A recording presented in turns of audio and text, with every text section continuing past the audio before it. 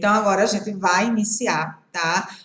O ambiente do sono, né? Que é uma parte prática e muito fundamental que vocês tenham aí em mente de organizar todo o ambiente do sono do bebê, tá? Porque isso é fundamental para que ele durma realmente muito bem. Tá? E essa é a segunda parte do primeiro módulo, porque o ambiente é onde você precisa iniciar preparando esse ambiente para que o bebê possa realmente ter as condições que ele precisa para dormir muito bem à noite e durante o dia também. Lembrando que o ambiente do sono para o bebê durante o dia é o mesmo ambiente para o bebê durante a noite. Tá? Não existe essa diferença que as pessoas falam, que durante o dia tem que deixar a luz acesa, durante a noite tem que apagar para o bebê saber que é dia, que é noite. Não existe isso, porque o que orienta o bebê ao que é dia e ao que é noite é justamente os hormônios, tá? Então, vocês não precisam se preocupar com isso. O ambiente do bebê durante as sonecas e durante o sono noturno deve ser o mesmo. A diferença é que durante o dia você não precisa ser tão neurótica quanto ao breu, a deixar completamente escuro. Você pode deixar um pouco mais claro o quarto do bebê, mas se você quiser deixar completamente escuro, também pode, tá? Os meus bebês, inclusive, dormem no completo escuro durante o dia e durante a noite. Atenção, um dos pontos mais importantes e que as pessoas costumam não dar a relevância necessária para o sono dos bebês é o ambiente que o bebê vai dormir. Né? Essas características devem ser analisadas diariamente, pois os cenários mudam e é preciso que você esteja atento a essas mudanças. Muita gente diz assim: já ajustei o ambiente, já fiz tudo e tal. Só que se você não der continuação a esses ajustes, não adianta, gente, porque os cenários mudam. Por exemplo, você ajustou uma temperatura, mas mudou o clima, mudou tudo. Tá? Então, qualquer coisa que faz diferença no aspecto físico do bebê, que qualquer coisa que minimamente incomode ele vai fazer ele despertar, né? E ele precisar de você, ele chorar e você não entender o porquê que aquilo está acontecendo. Uma simples mudança do bebê, por exemplo, o bebê passou a entender mais, o bebê passou a ser, passou por um salto de desenvolvimento, quer dizer, ele passou a ter capacidades maiores, ele passou a ter percepções maiores, então agora ele nota uma coisa que antes ele não notava dentro do quarto, por exemplo. Então, por isso é muito necessário que você esteja revisando esse ambiente constantemente, tá? Então, vamos começar aqui pelo local onde o bebê vai dormir, né? Muita dúvida que as mães têm é se faço quarto compartilhado, faço cama compartilhada, qual é a indicação para passar para o quarto do bebê, né? Eu posso fazer cama compartilhada no início, e como tudo isso funciona. O local onde o bebê vai dormir. Né? O quarto compartilhado. O quarto compartilhado pode ser um problema para o bebê dormir bem? Né? É necessário que eu faça o quarto compartilhado? Quando eu posso fazer essa transferência, né, gente? Então, o quarto compartilhado é necessário nos primeiros dias, é indicado, inclusive, né? O bebê é um serzinho muito frágil, né? Então a gente tem que estar com todo o cuidado do mundo com ele. E nos primeiros meses, gente, é muito necessário que a gente esteja realmente ali perto do bebê, próximo, para qualquer barulho ou necessidade que o bebê tem, a gente possa atender de forma mais prática, né? Isso também facilita a nossa vida, porque nos primeiros dias a gente está amamentando muito constantemente, né? Nos primeiros meses, livre demanda mesmo, né? A gente precisa dar o peito ao bebê toda hora e a amamentação noturna é muito importante. Então, nos primeiros meses, é necessário que você fique com o bebê realmente no seu quarto, ou que você fique no quarto dele, se for o caso. Isso até 3 meses. Eu particularmente, falo até 3 meses. Por quê? Antes de falar o que eu acho, né, o que eu penso sobre isso, mas que vocês saibam que é apenas um pensamento meu, né, e que o que é que a OMS, que é a Organização Mundial de Saúde, né, e a SBP indicam é que o bebê fique até 6 meses e preferencialmente até 1 ano compartilhando o quarto com um adulto, né? Eles indicam isso, por quê? Devido ao risco da morte súbita, que ainda tem causas inexplicáveis. E se entende que é algum tipo de asfixia para o bebê, mas que o fato de ter um adulto próximo do bebê pode fazer ele ter realmente mais, você ter mais agilidade em atender o bebê ou escutar qualquer barulho que o bebê faça, tá? E de fato, se você não possui uma babá eletrônica, esse é o mais recomendado, porque até 1 ano são os casos podem acontecer de ter a síndrome da morte súbita, né? Então, é necessário que você acompanhe o seu bebê realmente nesse período. Mas, se você, hoje a gente tem realmente essa ferramenta, que é uma ferramenta maravilhosa, vou falar um pouquinho dela mais para frente, que é a babá eletrônica, e pelo motivo dela ser um aparelho normalmente que nunca dá problema, dificilmente, e que ela faz o bebê ter uma altura, na verdade, a gente com a babá eletrônica se torna até mais eficiente em ver o bebê do que se ele estivesse compartilhando o quarto conosco. Por quê? Porque a babá eletrônica aumenta o som do bebê que ele faz. Ela, para a gente, fica mais alto do que o bebê realmente exala, né? Ela tem volumes. E se você coloca um volume mais alto, qualquer sonzinho que o bebê faça, o mínimo que for, ela torna aquele barulho maior e você consegue ver o bebê. Se o bebê está compartilhando o quarto com você, o fato de estar ou na penumbra ou no quarto escuro dificulta a sua visão para ele. Já se você tiver com a babá eletrônica consegue, a câmera consegue filmar no escuro, né? Na verdade, elas são feitas para isso. E você consegue ver exatamente se o bebê tem o que o bebê está, se ele está bem, se ele está dormindo normal, se ele, o rosto dele e o corpo todo, né, de forma que se ele tiver com algum problema, você consiga ir lá atender, tá?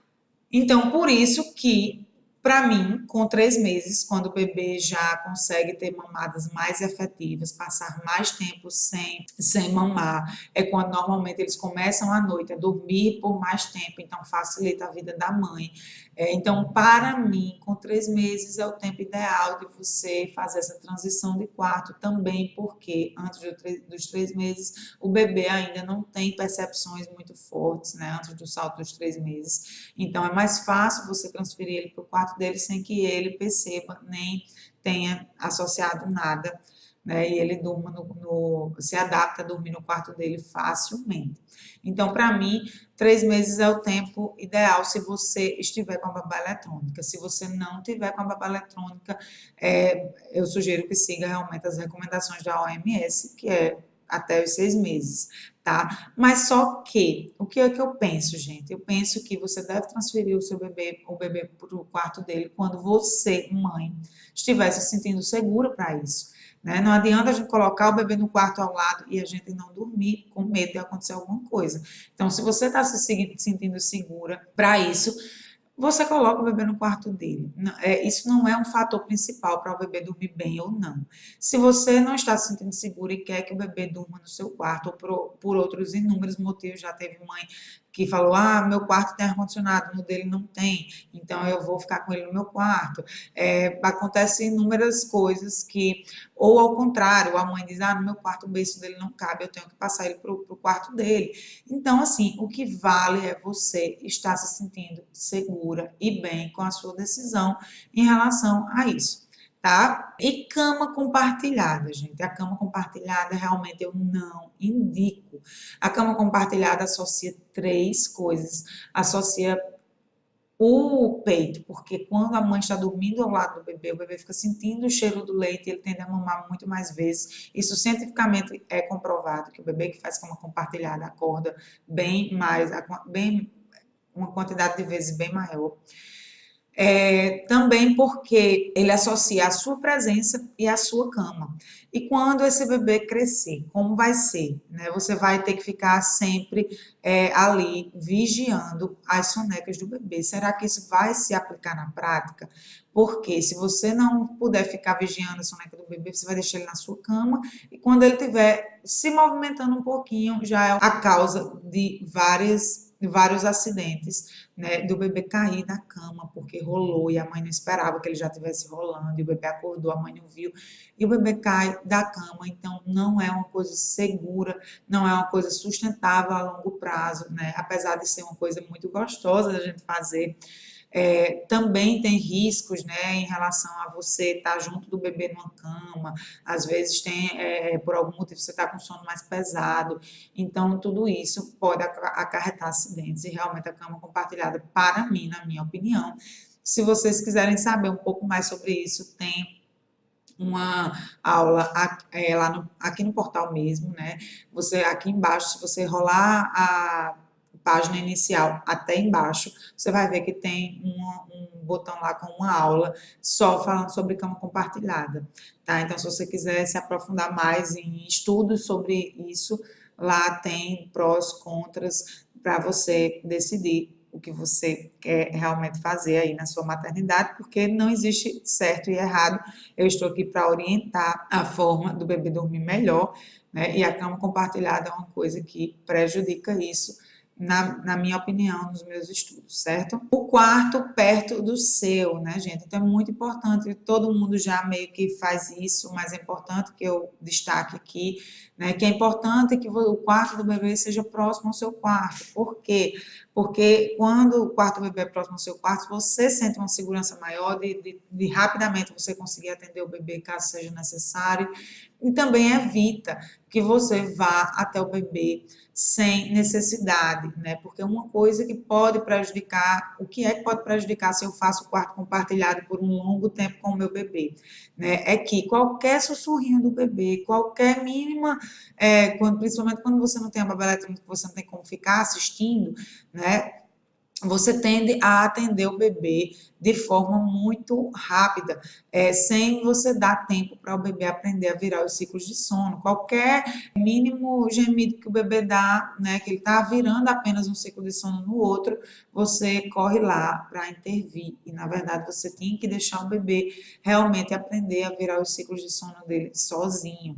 Tá? Então, por isso é importante que ele realmente fique em outro quarto, para que tanto você não vá sem necessidade e que o quarto do bebê seja próximo ao seu, para que você tenha essa segurança de fazer isso, tá bom? A temperatura, né, gente? Isso é uma coisa muito importante no que se trata do ambiente de sono do bebê, né? Um bebê com frio, com calor, ele não dorme, ele se incomoda e ele acorda sempre que ele vai que você coloca ele no berço ou que ele vai dormir de qualquer outro jeito que não seja no seu colo.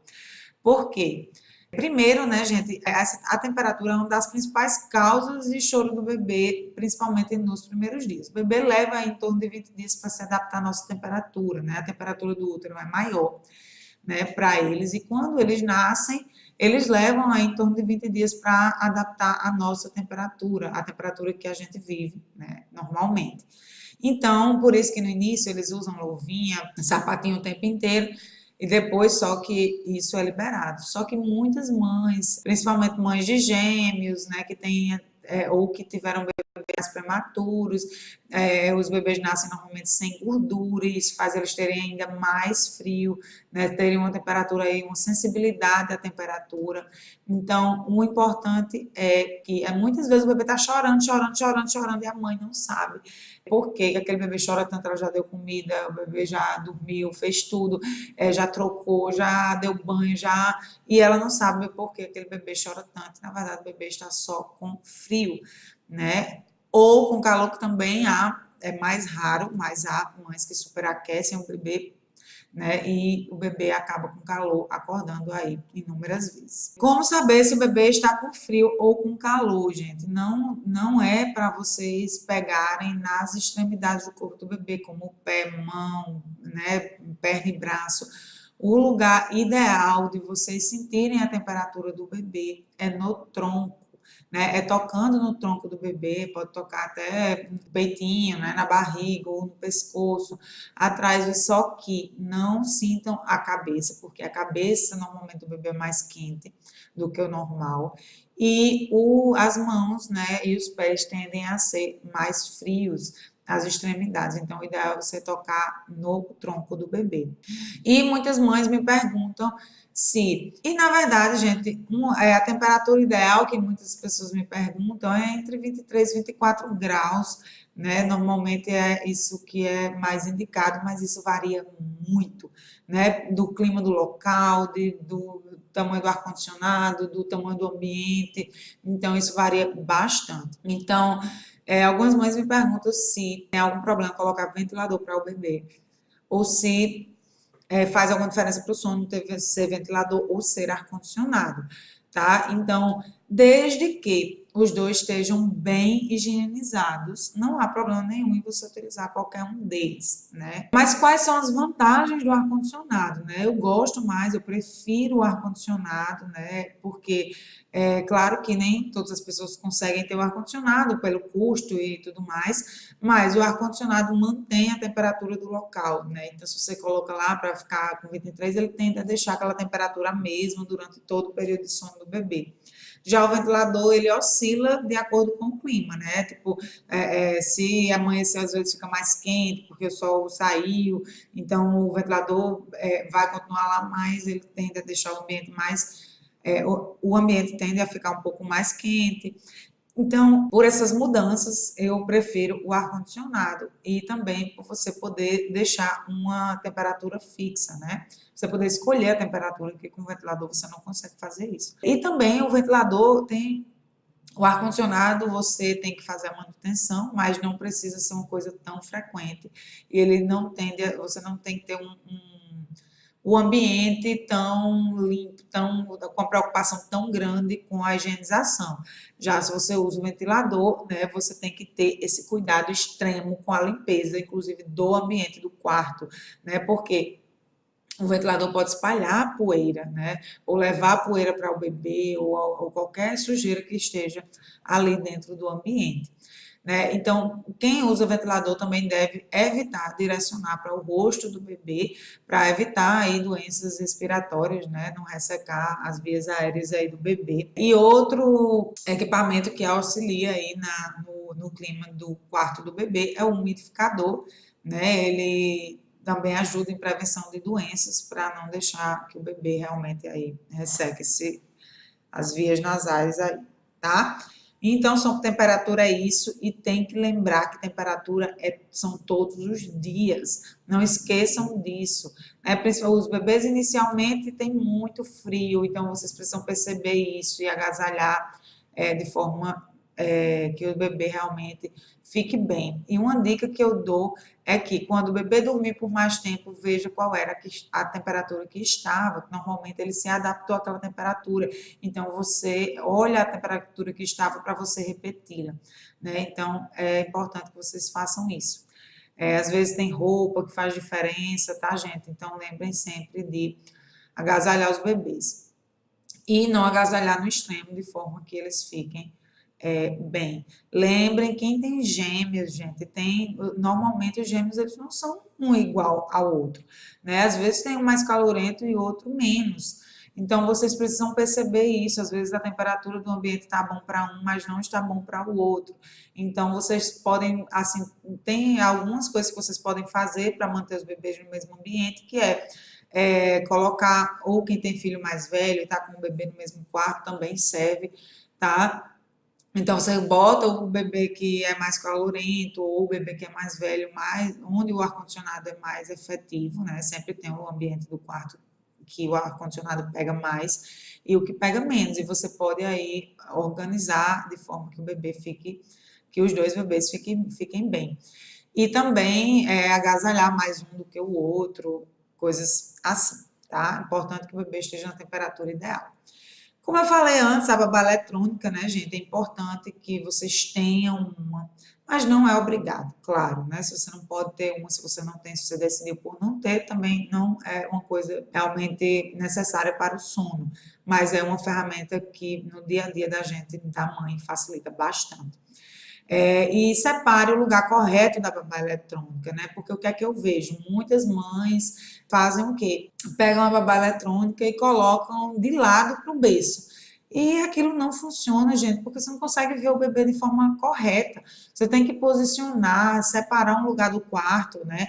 Procurar até antes, o ideal as grávidas que que chegarem aqui no curso, o melhor é que você, antes, na hora de fazer o quarto do bebê, já separe esse local. Se o bebê já nasceu, que é a maioria aqui, reveja o local da babá eletrônica, ela tem que estar posicionada de forma que você veja o bebê por inteiro, que você consiga ver nitidamente o rosto deles. Muitas pessoas acham que a minha babá eletrônica são duas câmeras, e na verdade ela não são duas câmeras, ela é apenas uma câmera normal, né? E eu apenas posicionei ela num lugar que ela pega os dois berços de forma nítida e que eu consigo ver os dois bebês.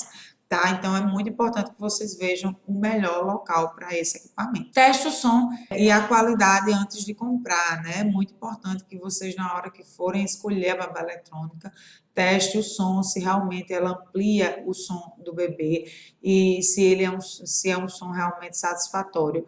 E se ela consegue, a nitidez da câmera que ela apresenta realmente lhe dá segurança, você consegue ver o bebê nitidamente. A luz, né, gente? A luz, primeiro vamos começar falando sobre o tipo de luz, né? O tipo de luz é muito importante, a luz precisa ser amarela, de preferência, porque a luz amarela é a que menos prejudica a produção de melatonina, tá? E que ela seja a luz mais branda, com menos potência possível, de forma só que você consiga enxergar as coisas dentro do quarto, mas que não fique realmente um local muito claro, né? Tenha de preferência um abajur, eles tendem a abafar um pouco a luz, né? E você conseguir de forma prática ligar e desligar onde quer que você esteja, principalmente nos primeiros dias, é muito importante.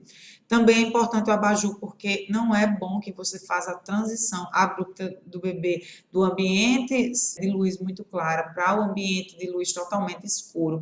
É importante que você faça a transição gradativa.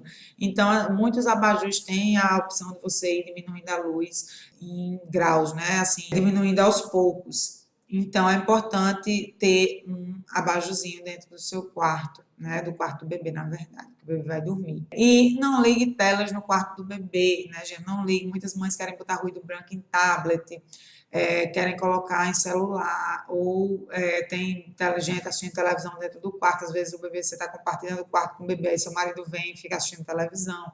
E tudo isso realmente impacta na produção de melatonina e pode prejudicar aí o sono do bebê. O berço. Gente, é uma coisa simples que é evitar brinquedos imóveis. Às vezes tem um bichinho dentro do berço do bebê. Às vezes tem um móvel que você comprou e colocou ali que você nem lembra, o bebê nem brinca mais com aquele móvel, ele está ali no berço do bebê. Então, tudo isso pode chamar a atenção do bebê e ele não conseguir dormir, né? Porque ele está olhando para aquele brinquedo, ele fica querendo brincar, fica agitando o bebê, né? Tem brinquedos normalmente são de cores chamativas que chamam realmente a atenção dele.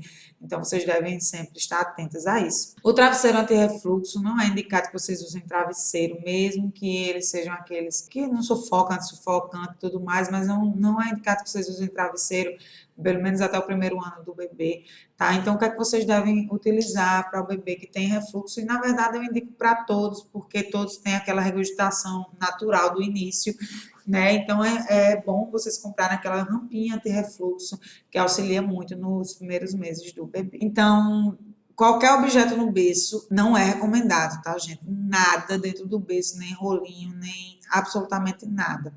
Como é que eu vou aquecer o bebê, né, gente?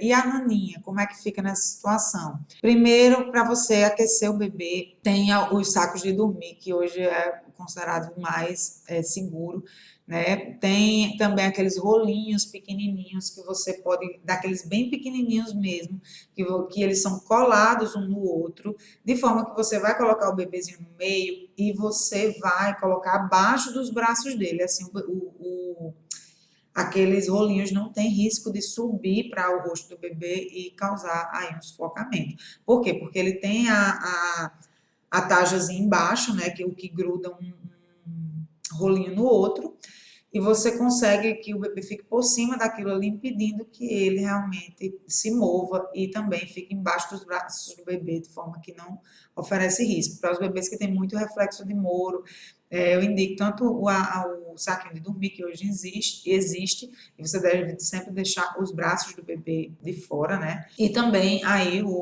esses rolinhos.